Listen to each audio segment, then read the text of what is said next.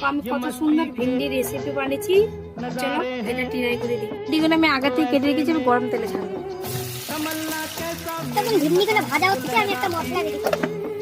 এটা হচ্ছে টক দই, এর মধ্যে মশলা মেলাবো।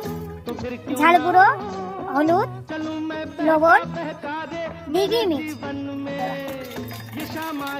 সুন্দর করে ফেটতে হবে।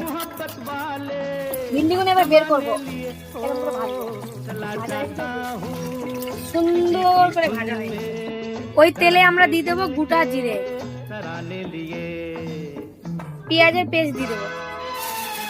পেঁয়াজের পেস্টটা কিন্তু ভুনতে লাগবে, লাল হবে, তারপর টমেটোর পেস্ট দেবো। পেঁয়াজটা লাল হয়ে গেছে, এবার টমেটোর পেস্টটা দিয়ে দেবো। দুধ, অল্প ঝাল গুঁড়ো, অল্প লবণ,